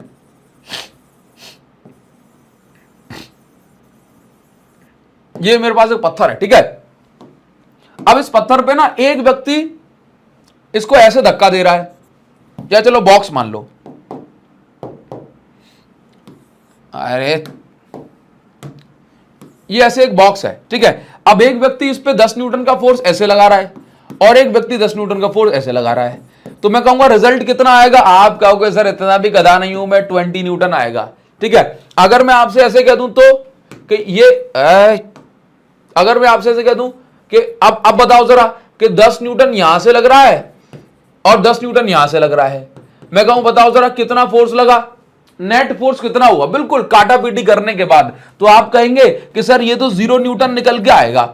इतना भी गधा थोड़ी ना हूं मैं। इसका मतलब मुझे एक बात समझ में आ रही है कि अगर सेम डायरेक्शन में होता है, क्या होता है, सेम डायरेक्शन में होता है तो क्या करना है, ऐड करना है, 10 और 10 20 हो गए। लेकिन अगर ऑपोजिट डायरेक्शन में हो तो क्या करना है, ऑपोजिट डायरेक्शन में हो तो सर सब्ट्रैक्ट करना है, ऑपोजिट डायरेक्शन में तो क्या करना है, सब्ट्रैक्ट करना है। ठीक है सर, समझ में आ गया, ठीक। लेकिन अगर मैं ऐसा कह दूं कि एंगल पे है, तो जैसे एक व्यक्ति जो है इसको ऐसे खींच रहा है, ठीक है, और दूसरा व्यक्ति इसको ऐसे खींच रहा है, इस प्रकार से, अब भी 10 न्यूटन का फोर्स और अब भी 10 न्यूटन का फोर्स, ठीक, और दोनों के बीच में एंगल कितने डिग्री, हमने कहा 30 डिग्री है। तो अब आप ये पाएंगे कि जो रिजल्ट है मतलब ना तो 10 न्यूटन का फोर्स इस पे लगेगा और ना ही 20 न्यूटन का, ना ही 0 न्यूटन का। तो अब जो रिजल्ट है ना, जो रिजल्ट है वो अब कुछ भी हो सकता है, मिनिमम टू मैक्सिमम से लेकर कुछ भी हो सकता है ना। तो अब रिजल्ट कितना होगा ये तो मुझे पता है कि दोनों जुड़ गए सेम डायरेक्शन में, घट गए ऑपोजिट है। अब क्या करेंगे, तो अब इसके लिए हमारे पास कोई फॉर्मूला होना चाहिए ना भाई। एक व्यक्ति जो है इसको ऐसे खींच रहा है और एक व्यक्ति लगा है रस्सी पकड़ के ऐसे खींच रहा है, तो यहां खींच रहा है। मैंने कहा दोनों के बीच में फोर्स तो 10-10 न्यूटन का ही था, लेकिन ये 120 डिग्री पे लग रहा है। अब नेट फोर्स कितना होगा, अब कैसे बताऊंगा, है कि नहीं, तो कैसे बताऊंगा नेट फोर्स, तो इसके लिए कोई फॉर्मूला होना चाहिए ना। यानी कि जो रिजल्टेंट, देखो टेल टू टेल है, रिजल्ट बीच में जाएगा, तो जो रिजल्टेंट जो आ रहा है, जो रिजल्ट जो आ रहा है उसकी वैल्यू कितनी होगी, उसका आंसर कैसे निकालना है, उसके लिए फॉर्मूला डिराइव करना पड़ेगा। तो फॉर्मूला वही कह रहा हूं, एक्सप्रेशन फॉर मैग्नीट्यूड, यानी कि value, magnitude of resultant. Resultant की वैल्यू कैसे निकालोगे, अगर वो एंगल पे होंगे या कैसे भी होंगे, तो कैसे, उसके लिए फॉर्मूला अपन को डिराइव करना है। पता है, समझ में आ रहा है ये। तो आप कोई से भी मेथड से डिराइव करो, आंसर सेम आने वाला है, चाहे ट्राइंगल से करो चाहे पैरेललोग्राम से करो, ठीक है। चलिए, तो दोनों में रिप्रेजेंट करना सिखा दूंगा मैं आपको। देखो, तो हमने क्या बनाया यहां पे कि लेट्स से ये मेरे पास एक ए वेक्टर था, इसी डायग्राम को एक्सप्लेन कर रहा हूं, है ना। ये मेरे पास ए वेक्टर था, ठीक, ये मेरे पास बी वेक्टर था, कितना था, बी वेक्टर था, ठीक। अब मैं ये वाला एंगल तो थीटा नहीं बोलूंगा ना, क्योंकि ये तो हेड टू टेल, तो मैंने इसको आगे बढ़ाया थोड़ा सा और मैंने कहा ये एंगल थीटा हो गया, इसी को एंगल थीटा बोलूंगा ना। हाँ सर, इसी को बोलोगे आप, क्लियर है। तो देखो मैंने क्या कहा, ये हो गया ए वेक्टर, ये हो गया बी वेक्टर, ये हेड टू टेल कनेक्ट है, तो कौन सा लॉ, ट्राइंगल लॉ। कौन सा लॉ, ट्राइंगल लॉ। कैसा है, ट्राइंगल लॉ है, ठीक है सर। अब आप ये देखो रिजल्टेंट कहां जाएगा, तो ये हेड टू टेल, रिजल्टेंट उल्टा उल्टा ऐसे जाएगा, ये हो गया आर वेक्टर। क्लियर है? बताओ जरा, समझ में आ रहा है? बताएं जरा, समझ में आ रहा है कैसे रिप्रेजेंट करा? देखो मैंने क्या किया, ध्यान से देखो, मैंने ये किया, ये क्या हो गया ए वेक्टर, ये क्या हो गया बी वेक्टर। अब इन दोनों को जोड़ना है, क्या करेंगे, या इनका रिजल्ट निकालना है, तो रिजल्टेंट कैसे दिखाएंगे, ऑपोजिट डायरेक्शन में। ये देखो ऐसे हेड टू टेल और रिजल्ट बिल्कुल उल्टा ऑपोजिट डायरेक्शन में। ठीक है? अच्छा, अगर मैं आपसे ऐसा कहूं, ध्यान समझो बात को भाई, टाइम की जल्दबाजी नहीं है मुझे, आप तो भाई समझो कि अगर मैं आपसे ऐसा कह दूं कि ये जो वैल्यू है ना, ये 3 है, ये 4 है, तो ये वैल्यू कितनी होगी भाई साहब? 100% बच्चे बता देंगे कि ये वैल्यू सर होगी 5। कैसे निकाली? पीजीटी लगा दी ना सर, पीजीटी लगा दी सर, पीजीटी। क्यों? वो तो आसान है। तो हमने क्या किया, perpendicular square plus base square, तो दोनों में से किसी को ये जैसे मान के चलो ये थीटा हो गया, तो लेट से perpendicular square plus base square, है ना, तो कुछ भी चाहे 4 स्क्वायर चाहे प्लस 3 स्क्वायर करो या 3 स्क्वायर पर 4 स्क्वायर, आंसर सेम आएगा, क्योंकि मुझे पता था कि भाई एक परपेंडिकुलर है एक बेस है ना, आंसर पूरा। लेकिन अगर मैं ऐसा कह दूं तो ये 3 ये 4, ये आंसर कितना होगा? क्या बता पाएंगे? नहीं बता पाएंगे ना, बताओ, नहीं बता पाएंगे ना। सीधा राइट एंगल ट्राइंगल होता है तो उसमें मैं पीजीटी लगा देता हूं सर, उसमें मैं एक्सपर्ट हूं बचपन से, है ना। लेकिन अगर ये ट्राइंगल राइट एंगल ट्राइंगल नहीं है, ये कहीं भी ऐसे आड़ा तिरछा भाग रहा है, अब क्या करूंगा इसमें? अब तो पीजीटी नहीं लगा पाऊंगा, क्योंकि ना तो अब मुझे इसमें प्रॉपर परपेंडिकुलर दिख रहा है, तो अब परपेंडिकुलर ही नहीं समझ में आ रहा, तो पीजीटी कैसे लगाऊंगा? तो आंसर है कि कुछ करो ना सर, इसको पीजीटी लगाने लायक बना दो। तो पीजीटी लगाने लायक बना देंगे, उसके लिए क्या करना पड़ेगा? पाइथागोरस थ्योरम अप्लाई करने लायक बना देंगे, तो उसके लिए क्या करना पड़ेगा? उसके लिए हमें इसको राइट एंगल ट्राइंगल बनाना पड़ेगा ना। तो हमने क्या किया कि राइट एंगल ट्राइंगल बनाने के लिए इसको हल्का सा स्ट्रेच किया, जुगाड़, और इसको एक लाइन ऊपर से ड्रॉ की। ठीक है, हमने कहा दोनों वेक्टर के बीच, ये 2 वेक्टर थे, ये रिजल्टेंट था, हमने कहा कि दोनों वेक्टर बीच में एंगल थीटा, ये 90 डिग्री। तो ये पूरा का पूरा भाई, आप बताओ मुझे एक बात, बताओ मुझे, ये पूरे वाली साइड निकालनी है ना, तो मैं क्या करूंगा? मुझे चाहिए ये पूरा बेस। भाई एक बात बताओ, ये हाइपोटेन्यूस होगा, ठीक है, ये पूरा परपेंडिकुलर होगा। बड़े वाले ट्राइंगल के लिए काम कर रहा हूं, तो ये पूरा क्या होगा? ये पूरा बेस होगा। ठीक है, मैं मान लूंगा, ठीक है बेस, इसकी वैल्यू मुझे पता है, इसकी वैल्यू पता है, मुझे इसकी वैल्यू नहीं पता और इसकी वैल्यू नहीं पता, कैसे निकालूंगा? तो उसके लिए देखो बहुत सिंपल सी बात है, इसकी वैल्यू क्या है? ए, इसकी वैल्यू बी, वैल्यू को बोल रहा हूं बी, और इसकी वैल्यू आर। मुझे अगर ये पता पड़ जाए ना, ये वाली वैल्यू, तो पूरा बेस पता पड़ जाएगा। ये पता पड़ जाए, परपेंडिकुलर पता पड़ जाएगा, तो perpendicular square plus base square लगा दो भाई साहब पीजीटी, उसमें क्या दिक्कत है? तो हम क्या करेंगे इसके लिए? बहुत सिंपल सा काम। तो हम क्या करेंगे? देखो मैंने कहा ओ पी क्यू एस, ये नाम रख दिया इसका। ठीक है सर, ठीक है ठीक है ठीक है। अब मान के चलो कि मुझे ये पता पड़ जाए, अगर ये एंगल थीटा, ये एंगल 90 डिग्री, तो इस छोटे से ट्राइंगल में, ये छोटे वाले ट्राइंगल में क्या हो गया भाई? ये बेस हो गया। क्या हो गया? ये हो गया छोटे वाले ट्राइंगल का बेस, ये छोटे वाले ट्राइंगल की परपेंडिकुलर, ये वाले ट्राइंगल की बात कर रहे हैं। तो देखो इस ट्राइंगल में मुझे क्या पता है? मुझे हाइपोटेन्यूज पता है, हाइपोटेन्यूज पता है, और निकालना क्या है? बेस। तो हाइपोटेन्यूज पता है और बेस निकालना है। तो भाई खुद से पूछो ऐसा कौन सा फॉर्मूला आपको आता है जिसमें हाइपोटेन्यूज भी आ रही है और बेस भी? तो आंसर है कि ये फॉर्मूला है base upon hypotenuse, cos theta का। Cos theta is equal to base कितना है सर? बेस तो निकालना है पीएस, और हाइपोटेन्यूज कितनी है? वैल्यू वेक्टर नहीं, ओनली वैल्यू बी। तो पीएस की वैल्यू कितनी आ गई? B cos theta. तो इसका मतलब ये हो गया कि ये वाली वैल्यू बन गई बी कॉस थीटा। ठीक है, चलिए ठीक है सर। अब ये वाले को और बता दो सर। तो मैंने कहा परपेंडिकुलर निकालना है और इस ट्राइंगल में पहले से हाइपोटेन्यूज दिया है, तो ऐसा कौन सा फॉर्मूला होता है जिसमें परपेंडिकुलर और हाइपोटेन्यूज दोनों आए? सर आइडिया, साइन थीटा का फॉर्मूला है। तो sine theta is equal to perpendicular क्या है? क्यू एस, तो क्यू एस, हाइपोटेन्यूज क्या है? बी। तो बताओ जरा, तो Q S is equal to क्या आ गया? B sine theta. इसका मतलब ये हो गया कि इस ट्राइंगल में मुझे ये भी पता पड़ गया, ये क्या है? B sine theta. तो अगर मैं एक पूरे बड़े ट्राइंगल की बात कर रहा हूं ना, तो ये पूरे बड़े वाले ट्राइंगल में ये पूरा ट्राइंगल, ये वाला पूरा ट्राइंगल, ठीक है, ये यहां से लेके यहां तक, क्योंकि अब तो मुझे बेस पता पड़ गया, ये परपेंडिकुलर, ठीक है। तो ये पूरे वाले का बेस कितना होगा, हमने कहा ये 10 था, ये 2 है, तो पूरा 12, यानी कि ये a इसमें जुड़ गया a plus B cos theta. तो a plus B cos theta, बताओ जरा क्या निकल के आया, हमने कहा ये बेस निकल के आया पाजी। इसके बाद क्या है, ये क्या निकल के आया, ये तो इस बड़े वाले ट्राइंगल का परपेंडिकुलर सा दिख रहा है, हाँ तो ये परपेंडिकुलर ही, बस कुछ नहीं, पीजीटी लगा दी। क्या करेंगे, पीजीटी बताओ, हाइपोटेन्यूज का स्क्वायर यानी OQ का square is equal to perpendicular का स्क्वायर, तो परपेंडिकुलर का स्क्वायर प्लस बेस स्क्वायर, तो बेस स्क्वायर, ठीक है। बस कुछ नहीं किया, यहां पे अपन को मैग्नीट्यूड निकालना है ना, तो वेक्टर वेक्टर साइन को गोली मारो, ठीक है। अब देखो यहां पे ये क्या लिखा है, OQ की जगह R लिखा है, तो R square, QS sine theta की जगह क्या, QS की जगह क्या लिखा है, QS की जगह B sine theta, B sine theta, QS की जगह क्या लिखा है, B साइन थीटा, OS की जगह क्या लिखा है, देखो O से लेके S proper perpendicular a plus B cos theta, ये देखो a plus B cos theta, बस कुछ नहीं किया,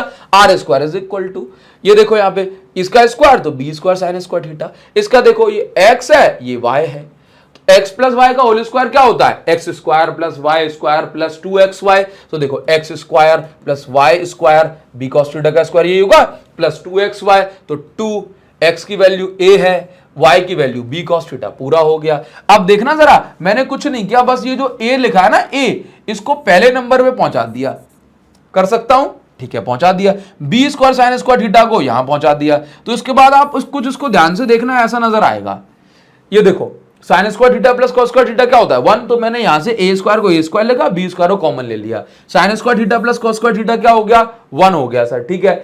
2ab cos थीटा की जगह 2ab cos theta, sign square theta plus cos square theta 1, तो 1 को अगर ना भी लिखूं तो कोई दिक्कत नहीं है।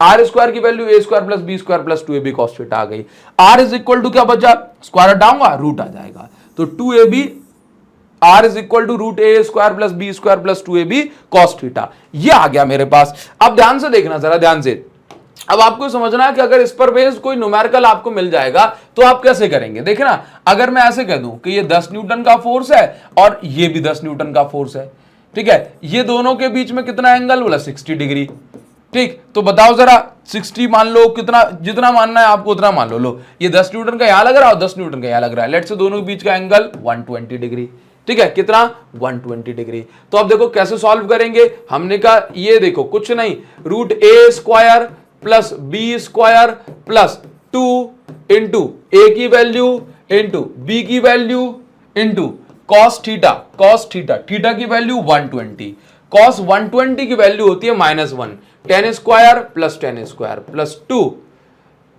10 इंटू 10 मतलब 200 हो गया, ठीक है। cos 120 की वैल्यू -1/2 होती है, तो 2 से ये कटेगा तो हमारे पास ये 100, यानी कि ये सॉल्व करने पे इतना आएगा, 10 स्क्वायर यानी 100 प्लस 100, ठीक है। अब देखो माइनस ये कट गया, माइनस देखो 2 से कटा 200 तो 100 बचा, माइनस जो है आगे आ गया, cos 120 की वैल्यू होती है -1/2 इस प्रकार से, तो आप ये देखेंगे ये 100 और रूट से बाहर आया तो 10 न्यूटन, यानी कि इस बॉडी पे भले ही हमें दिख रहे हैं कि 2 फोर्सेस लग रहे हैं, लेकिन असर कितने फोर्स का हो रहा है, असर कितने का हो रहा है, ओनली 10 न्यूटन का, रिजल्ट कितने का प्रोड्यूस कर रहे हैं 10 न्यूटन का, मतलब 2 लोग अलग अलग डायरेक्शन में खींच रहे हैं तो दोनों का भले ही दोनों अलग अलग 10 न्यूटन लगा रहे हैं, इनको लग रहा है कि इस बॉडी पे 20 न्यूटन का फोर्स लग रहा है, लेकिन इफेक्ट कितने का प्रोड्यूस हो रहा है 10-10 न्यूटन का, ठीक है। अच्छा आप मुझे बताओ जरा, ये 10-10 न्यूटन के फोर्स, एक फोर्स ऐसे लग रहा है और एक फोर्स ऐसे लग रहा है, ठीक है, ये 30 न्यूटन का, ठीक है, सॉरी 30 डिग्री है, ये 10 न्यूटन का, तो आप मुझे ये बताओ कि इन दोनों के बीच में कितना फोर्स लगेगा, रिजल्ट में इसका आंसर दे देना, आपको कसम है चढ़ा दूं, वेक्टर भस्म हो जाएगा, ध्यान रखना, इसलिए नहीं चढ़ा रहा हूं, तो बस आप जल्दी से मुझे आंसर बता देना ताकि मुझे लगेगा कि हाँ भाई, मेरी जो मेहनत जो एनर्जी जा रही है वो आपकी कम से कम काम आ पा रही है, क्लियर है। तो ये आप मुझे रिजल्ट बताएं कि इसका रिजल्ट कितना आ रहा है। मैं आपको एक की पॉइंट बता देता हूं, गोल्डन पॉइंट, ठीक है, गोल्डन पॉइंट मैं आपको बता देता हूं, उसको आप ध्यान रखेंगे। ये पॉइंट ये है कि हमेशा याद रखो कि जो रिजल्ट है ना दो वेक्टर का, ये मिनिमम से मैक्सिमम के बीच में हो सकता है बस, यानी कि 10 और 10 दो वैल्यू दी हुई है, तो जो रिजल्ट है ना वो हमेशा 0 to 20 के बीच में होगा, ना इससे ज्यादा ना इससे कम, है ना। तो हमेशा रिजल्ट कहां से कहां के बीच में आएगा, मिनिमम टू मैक्सिमम ही जाएगा। बताओ क्या इतनी बात आपको समझ में आ रही है? ठीक है, आगे हम बढ़ेंगे जरा नेक्स्ट। अब देखो इसके बाद, इतना पढ़ने के बाद हमें जो नेक्स्ट पढ़ना है that is multiplication of vector. क्या पढ़ना है? मल्टीप्लीकेशन ऑफ वेक्टर, यानी कि जैसे नॉर्मल अपन 2 into 3 करते हैं वो तो 6 हो गया, लेकिन अभी मुझे वेक्टर में मल्टीप्लीकेशन के रूल समझने हैं कि दो वेक्टर का मल्टीप्लाई किस प्रकार से किया जाता है। तो देखो बहुत सिंपल सी बात है कि अगर मैं आपसे कह दूं, अच्छा मल्टीप्लीकेशन से पहले भी मुझे एक रूल समझना जिसको बोलता हूं रिजोल्यूशन ऑफ वेक्टर। क्या बोलता हूं? Resolution of vector, resolution of vector. Sir ये रिजोल्यूशन ऑफ वेक्टर क्या होता है? तो आप इसको समझो हमेशा, जैसे पहले मान के चलो मेरे पास एक ये साइड है, मेरे पास ये साइड है 5, ठीक है, मेरे पास ये साइड है 5, या मैं चलो ऐसे कहता हूं मेरे पास ये साइड है जिसकी वैल्यू है a, ठीक, यहां बन रहा है थीटा। तो आप मुझे इन दोनों की वैल्यू निकाल के बताओ, ये बेस की वैल्यू निकाल के बताओ और ये वैल्यू निकाल के बताओ परपेंडिकुलर की भी। तो मैं फिर से वही आइडिया लगाऊंगा, क्या परपेंडिकुलर की वैल्यू निकालनी और भाई साहब हाइपोटेन्यूज पता है, इसका मतलब दिमाग में घंटी बजेगी, ऐसा कौन सा फॉर्मूला है जिसमें परपेंडिकुलर भी आता है और हाइपोटेन्यूज भी। तो मैं क्या कहूंगा, अरे ये तो साइन थीटा है, तो perpendicular sine theta is equal to, मैं कहूंगा परपेंडिकुलर अपॉन हाइपोटेन्यूज की वैल्यू क्या है, ए। तो परपेंडिकुलर क्या निकल के आ गया, ये निकल के आ गया ए साइन थीटा। क्या निकल के आ गया? ए साइन थीटा। इसका मतलब ये हो गया कि परपेंडिकुलर की वैल्यू, इसकी वैल्यू हो गई ए साइन थीटा, ठीक है। अच्छा ठीक है सर, ठीक है, ठीक है। अब इसी प्रकार से अगर मैं बेस की वैल्यू निकाल रहा हूं तो बेस की वैल्यू निकालूंगा तो देखो फिर से बेस निकालना और हाइपोटेन्यूज पता है, तो कौन सा formula, base upon hypotenuse. Hypotenuse की वैल्यू ए है, तो बेस की वैल्यू क्या हो गई, ए कॉस थीटा हो गई। बेस की वैल्यू क्या हो गई, ए कॉस थीटा। समझ गए? तो इसका मतलब जिसके साथ थीटा जुड़ा था उसका आंसर ए कॉस थीटा आ रहा है और दूसरी वाली साइड का ए साइन थीटा आ रहा है। इसी प्रकार से आपको ध्यान देना है, इसी प्रकार से कि जब कोई वेक्टर किसी एंगल पे हो, जैसे 100 न्यूटन का फोर्स लग रहा है, 100 न्यूटन का, ठीक। अब मान के चलो कि ये 100 न्यूटन का फोर्स लग रहा है और ये 30 डिग्री पे है। कितने डिग्री पे? 30 डिग्री पे। कितने डिग्री पे बताओ जरा? 30 डिग्री पे। क्लियर है? तो अब ये 100 न्यूटन का फोर्स इस डायरेक्शन में लग रहा है, ऐसे। जब कोई वेक्टर क्वांटिटी किसी एंगल पे होती है ना, तो हम उसको क्या करते हैं, हम उसको तोड़ते हैं, रिजॉल्व करते हैं। तो किसी वेक्टर क्वांटिटी को दो परपेंडिकुलर दो सीधे कंपोनेंट में तोड़ने को हम रिजोल्यूशन ऑफ वेक्टर बोलते हैं। आसान भाषा में समझाऊं, ऐसे समझो, मान के चलो कि एक पक्षी उड़ रहा है इस डायरेक्शन में, ऐसे।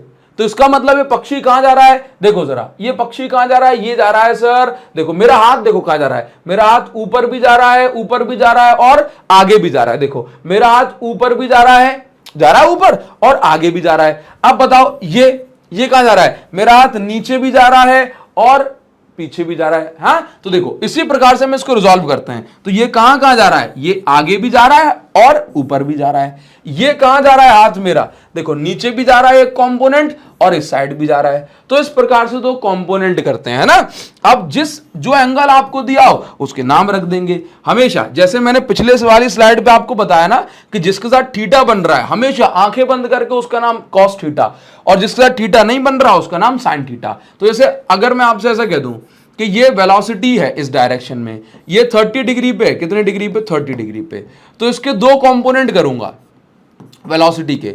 एक होगा v, इसका थीटा जिसके साथ चिपका उसका नाम cos theta, v cos theta, और जिसके साथ थीटा नहीं चिपका उसका नाम v sin थीटा। बताएं जरा, क्लियर है? ध्यान रखेंगे। तो v cos थीटा और ये क्या है, v sin थीटा। ठीक है, चलो इसी प्रकार से जैसे मान के चलो कि फोर्स लग रहा है, चलो एक एग्जांपल देता हूं। कोई पक्षी है जो 30 डिग्री पे ऐसे 100 मीटर पर सेकंड, 100 मीटर पर सेकंड तो बहुत हो गया, 10 मीटर पर सेकंड से उड़ रहा है ऐसे, और ये जो एंगल बन रहा है, ये एंगल बन रहा है 30 डिग्री। ठीक है, ये 45 सा दिख रहा है, चलो इसको हम 30 डिग्री बना देते हैं। तो अब मैं आपसे ये कहूंगा कि ये बताओ ये पक्षी जो है इसकी एक्स एक्सिस में वेलोसिटी कितनी होगी और वाई में, यानी कि आगे किस स्पीड से जा रहा है और ऊपर किस स्पीड से जा रहा है। तो हम क्या करेंगे, इसको तोड़ेंगे, 10 cos 30 और ये 10 sin 30, ठीक है। तो बताओ 10 sin 30 कितना हो गया, तो 10 sin 30 की वैल्यू 1/2, तोड़ दिया कितना आया 5 मीटर पर सेकेंड, यानी कि पक्षी के ऊपर जाने की जो गति है वो 5 मीटर पर सेकेंड है। और 10 cos 30 की वैल्यू √3/2 ये हो गई, ठीक है जी, 5 बचा, ठीक। और √3 की वैल्यू 1.732 होती है, तो 1.7 का इंटू इससे करेंगे तो 8.5 8.6 के आसपास जाएगा, यानी कि आगे बढ़ रहा है 8.6 से और ऊपर जा रहा है 5 से, यानी कि आगे ज्यादा बढ़ रहा है और ऊपर स्लो जा रहा है। चलो कमेंट में आपको आंसर बताना है कि भाई मान के चलो कि एक बॉडी ये 100 मीटर पर सेकंड से, या चलो एक बॉडी पर फोर्स जो है 100 न्यूटन का लग रहा है और ये 60 डिग्री पर है। इन सब के आंसर मैं पीडीएफ में डाल दूंगा, टेलीग्राम से डाउनलोड कर लेना, लेकिन अभी इसका होमवर्क आपको मुझे बताना है। होमवर्क कमेंट सेक्शन में ध्यान रखना, मैं आपके सबके कमेंट पढ़ूंगा। अच्छा लगेगा मुझे दिल से, मजाक वाली बात अपनी जगह है, अच्छा लगेगा अगर आप कमेंट में कमेंट करके मुझे बताएंगे तो, ठीक है। होमवर्क का आपका आंसर ये रहा कि भाई मतलब क्वेश्चन ये रहा कि 100 न्यूटन का फोर्स है तो एक्स एक्सिस में कितना फोर्स लग रहा होगा और वाई एक्सिस में, यानी कि आपको दोनों कंपोनेंट का आंसर मुझे होमवर्क में बताना है, ठीक है। आगे बढ़ेंगे, ठीक है। नेक्स्ट अभी हमें जो पढ़ना है दैट इज मल्टीप्लीकेशन वेक्टर। मैं आपको बता दूं कि भाई वेक्टर में दो टाइप के मल्टीप्लाई होते हैं, एक होता है आपका स्केलर प्रोडक्ट जिसको हम डॉट प्रोडक्ट भी कहते हैं, और दूसरा होता है वेक्टर प्रोडक्ट जिसको हम क्रॉस प्रोडक्ट भी कहते हैं। देखो बहुत सीधी सी बात है, दो वेक्टर का इंटू करने से अगर तीसरी क्वांटिटी स्केलर आए तो ये स्केलर प्रोडक्ट या डॉट प्रोडक्ट कहलाता है। जैसे फोर्स और डिस्प्लेसमेंट दोनों वेक्टर हैं, इनका इंटू करने से हमें वर्क मिलता है तो ये डॉट प्रोडक्ट कहलाएगा। तो देखो फोर्स वेक्टर डिस्प्लेसमेंट वेक्टर के बीच में हमने इंटू का कौन सा साइन लगाया, डॉट लगाया, तो ये डॉट प्रोडक्ट का एग्जांपल है, ठीक है। अब देखो अगर दो वेक्टर का इंटू करूं और तीसरी क्वांटिटी यानी रिजल्ट या आंसर भी मुझे वेक्टर ही मिले तो ऐसा प्रोडक्ट कहलाता है क्रॉस प्रोडक्ट या वेक्टर प्रोडक्ट। जैसे फोर्स और परपेंडिकुलर डिस्टेंस दोनों को वेक्टर माना जाता है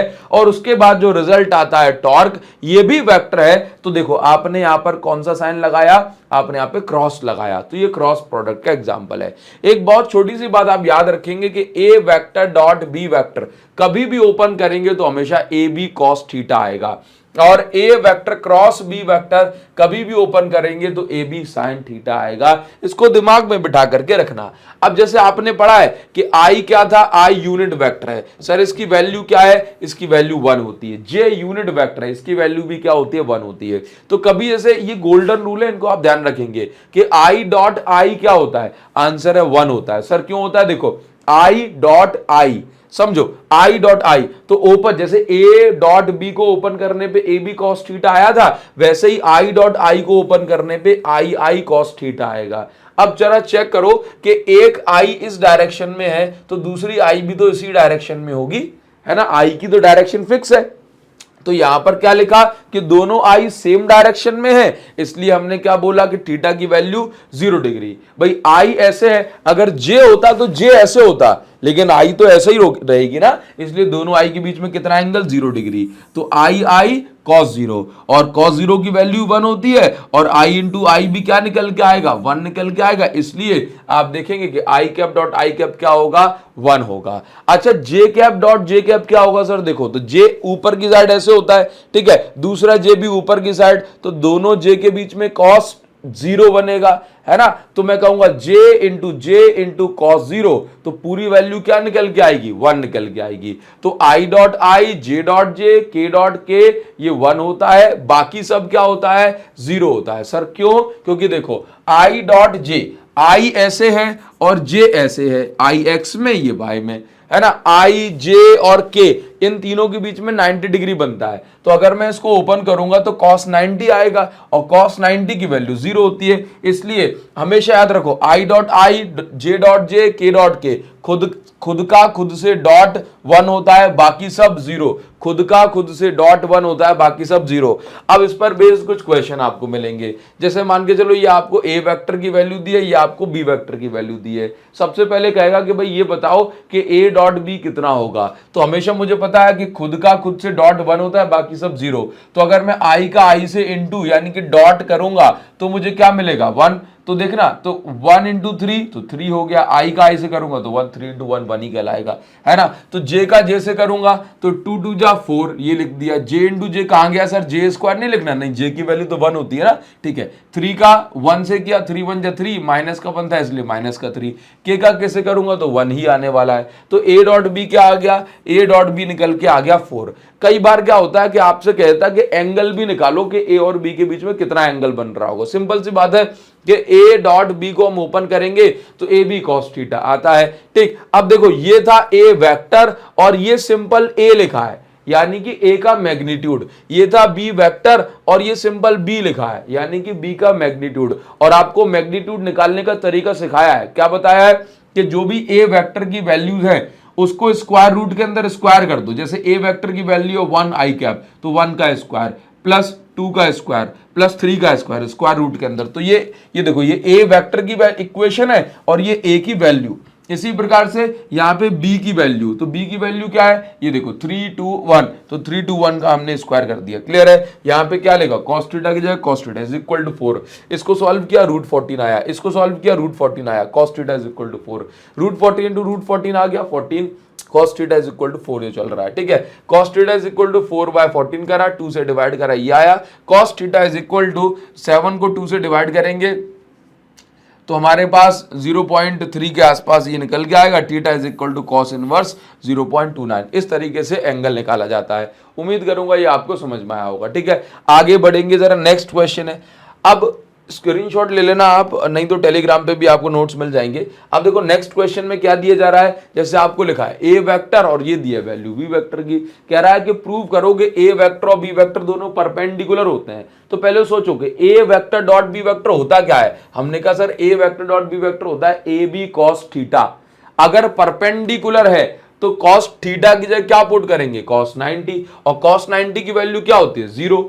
तो प्रूव हो गया। देखो आपसे कहेंगे ये बताओ कि a vector dot b vector जो है परपेंडिकुलर है, प्रूव करो। तो क्या प्रूव करना पड़ेगा, तो भाई ए बी परपेंडिकुलर है तो cos 90 होगा, cos 90 की वैल्यू 0 होती है। इसका मतलब ये है कि अगर क्वेश्चन में कह दे कि a vector dot b vector perpendicular है, इसका मतलब ये हुआ कि ए डॉट बी क्या है, 0 निकल के आएगा, ठीक है। तो हमसे कह रहा है कि अगर ए डॉट बी परपेंडिकुलर है तो आपको p की वैल्यू निकालनी है। तो सिंपल सी बात, हमने क्या किया, a dot B is equal to 0, क्यों, परपेंडिकुलर लिख के दिया है ना, ठीक है। अब देखो i का i से इंटू तो 4 2 जा 8, j का j से तो 2 2 जा 4, और k का k से तो देखो यहाँ पे इसके सामने 1 मान लेंगे, 1 इंटू पी माइनस का p, ये लिखा है, ये माइनस का 1 है ना, इसलिए इज इक्वल टू, तो p की वैल्यू क्या निकल के आ गई, 12 निकल के आ गई, क्लियर है। तो इस तरीके से डॉट प्रोडक्ट वाले सवालों को किया जाता है। इसमें कुछ गोल्डन बातें आपने याद रखी होंगी या नहीं रखी होंगी तो अभी लिख लेना। और यहाँ पर देखो कुछ मोस्ट इंपॉर्टेंट पॉइंट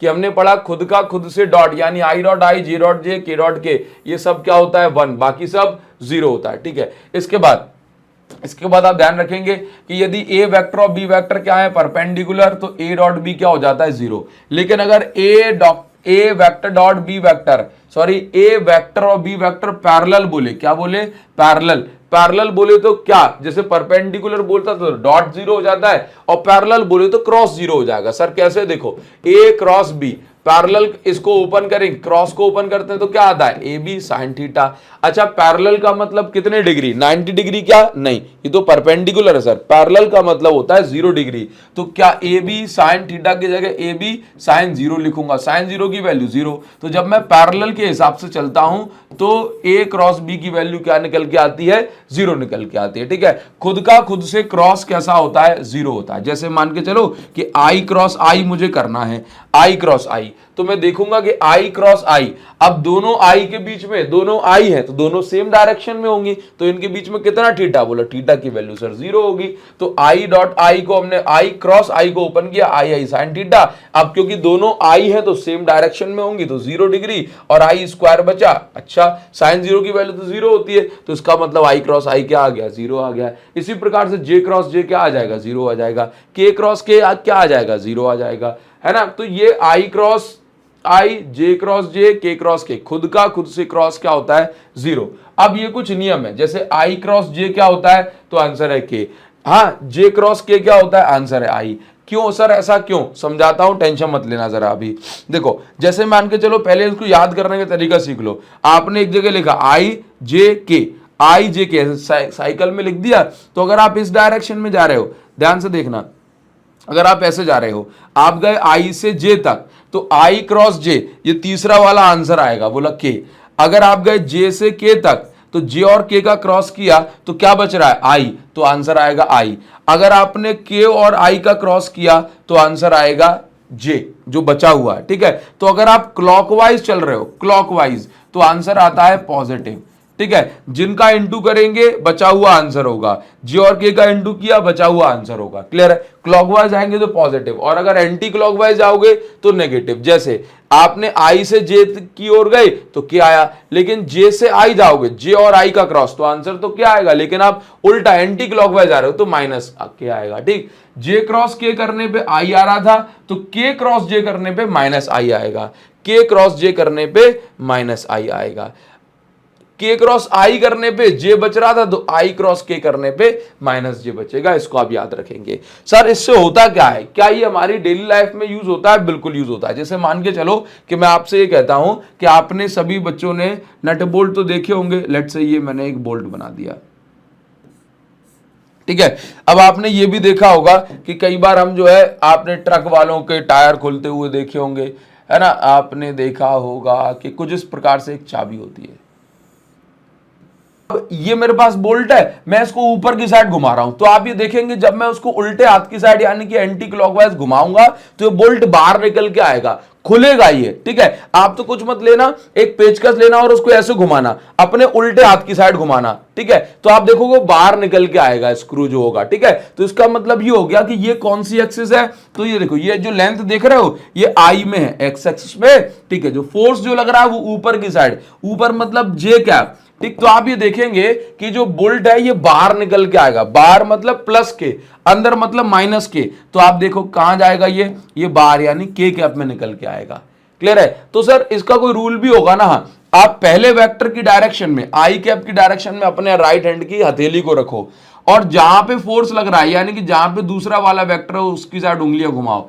थंब जो होगा आपको तीसरे वेक्टर की डायरेक्शन देगा। जैसे मान के चलो एग्जांपल के तौर पे आपको मैं ऐसे बताता हूं कि मान लो कि अभी यही बोल्ट है, रहा हूं कि अगर मैं नीचे की साइड फोर्स लगा रहा हूं, इस पे कहां फोर्स लगा रहा हूं, नीचे की साइड फोर्स लगा रहा हूं, तो अब नीचे की साइड मतलब माइनस जे हो गया। तो देखना पहला वेक्टर कहां है, अब सोचो कि अगर मैं इसको ऐसे करूंगा ना तो कसेगा, अंदर घुसेगा, तो ये आई कैप, ठीक।